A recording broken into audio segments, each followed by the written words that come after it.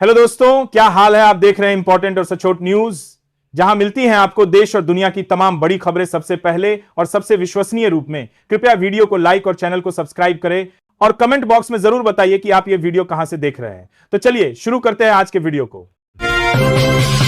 कर्नाटक में मुख्यमंत्री सिद्धारमैया और उप मुख्यमंत्री डीके शिव कुमार के बीच नेतृत्व परिवर्तन की खींचतान से कांग्रेस परेशान है। 2.5 साल का कार्यकाल पूरा होने की अटकलों के बीच दोनों नेताओं के समर्थक दिल्ली में आलाकमान से मिल रहे हैं। इन दोनों की खींचतान को खत्म करने के लिए राजनीतिक गलियारों में कांग्रेस अध्यक्ष मल्लिकार्जुन खड़गे को तीसरे विकल्प के तौर पर मुख्यमंत्री बनाने की चर्चा तेज हो गई है, जिससे राज्य के सारे समीकरण सध सकते हैं।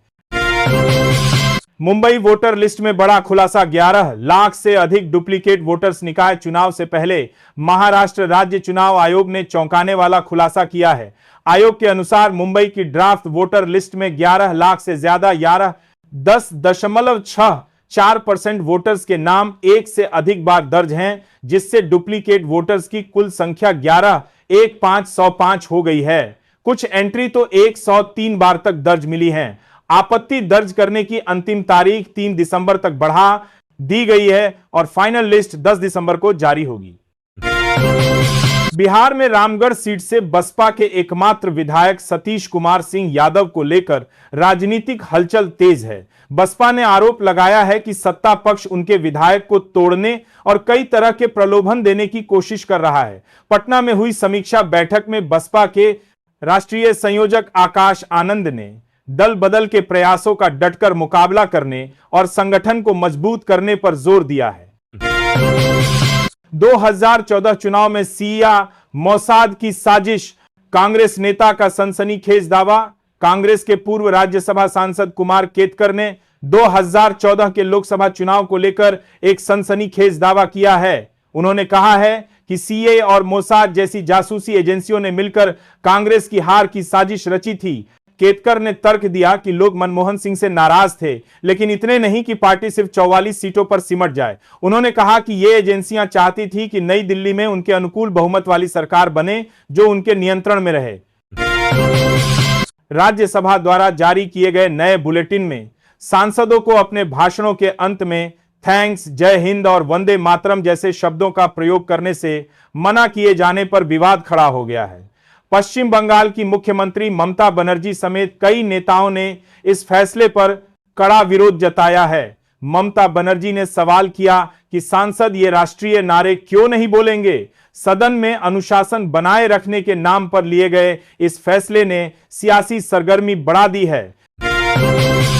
बिहार की जीत पूरे भारत की जीत। अमित शाह।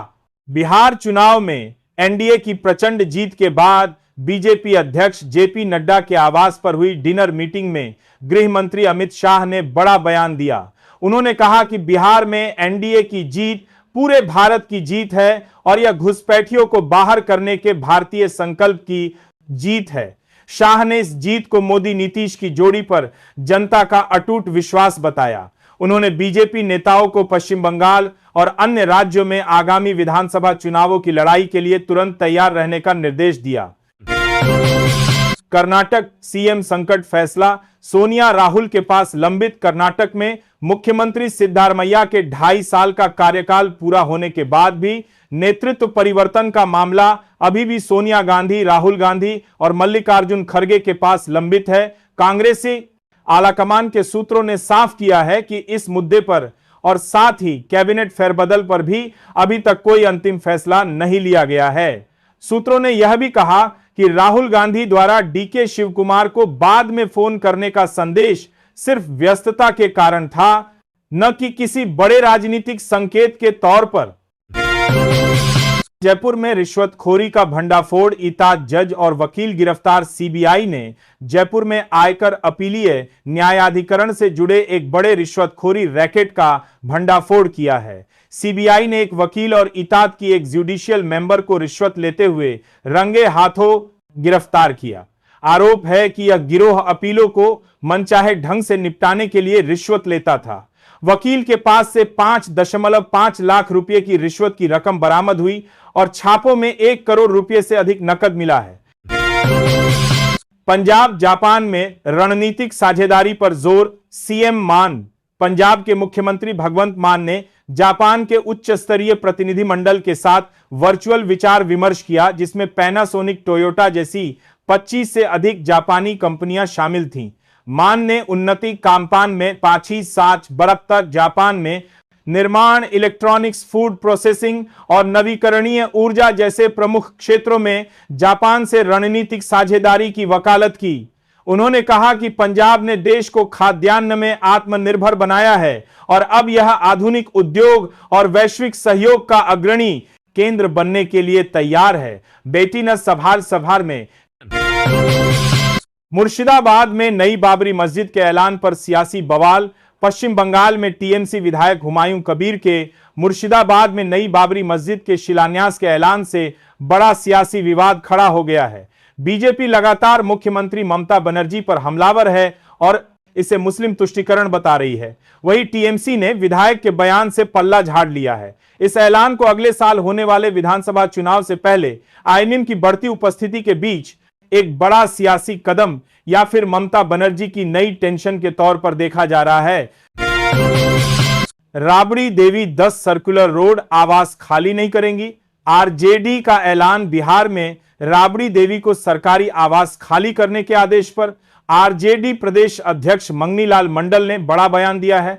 उन्होंने कहा कि राबड़ी देवी किसी भी सूरत में 10 सर्कुलर रोड आवास खाली नहीं करेंगी, जहां वह पिछले 2 दशकों से रह रही हैं। मंडल ने नीतीश कुमार पर बीजेपी को खुश करने के लिए यह फैसला लेने का आरोप लगाया। इस ऐलान के बाद बिहार की राजनीति में आवास विवाद को लेकर तनाव और बढ़ गया है।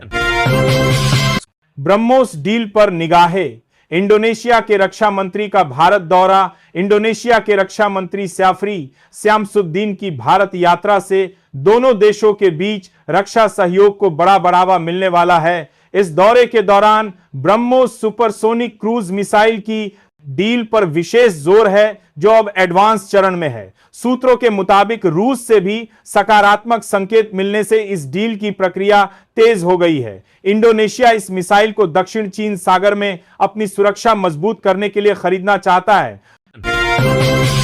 बंगाल में वोटर लिस्ट से 28 लाख नाम कटे। चुनाव आयोग ने बताई वजह। पश्चिम बंगाल में मतदाता सूची के विशेष गहन पुनरीक्षण के तहत 28 लाख से अधिक वोटरों के नाम काटे जाने से विवाद गहरा गया है। चुनाव आयोग के अनुसार इन काटे गए नामों में से 9 लाख वोटर मृत पाए गए हैं, जबकि शेष लोग लापता हैं। 78% फॉर्मों का डिजिटाइजेशन हो चुका है और इस प्रक्रिया को लेकर मुख्यमंत्री ममता बनर्जी पहले ही बीजेपी और चुनाव आयोग पर साजिश रचने का आरोप लगा चुकी हैं। कर्नाटक सीएम पद पर सस्पेंस। शिव कुमार बोले, वादा निभाना बड़ी ताकत। कर्नाटक में मुख्यमंत्री पद को लेकर चल रही खींचतान के बीच उप मुख्यमंत्री डीके शिव कुमार ने एक बयान देकर सस्पेंस बढ़ा दिया है। एक कार्यक्रम में उन्होंने कहा कि वादा निभाना दुनिया है कि सबसे बड़ी ताकत है, जिससे राजनीतिक गलियारों में अटकलें तेज हो गई हैं। दरअसल चुनाव से पहले यह चर्चा थी कि कांग्रेस ने सिद्धारमैया और शिव कुमार को बारी बारी से मुख्यमंत्री बनाने का वादा किया था। अब सभी की निगाहें कांग्रेस आलाकमान के फैसले पर टिकी हैं। महाराष्ट्र गठबंधन में दरार। फडणवीस का शिंदे पर तीखा पलटवार। महाराष्ट्र में सत्ताधारी गठबंधन के भीतर तनाव बढ़ गया है। मुख्यमंत्री देवेंद्र फडणवीस ने एकनाथ शिंदे के कथित बयान पर तीखा पलटवार किया है। शिंदे के लंका जलाएंगे वाले बयान पर फडणवीस ने कहा, हम भगवान राम के अनुयायी हैं, न कि रावण के, और लंका तो हम ही जलाएंगे। उन्होंने पालघर की एक चुनावी रैली में यह बात कही, जिससे स्पष्ट है कि गठबंधन के दोनों प्रमुख नेताओं के बीच जुबानी जंग शुरू हो गई है।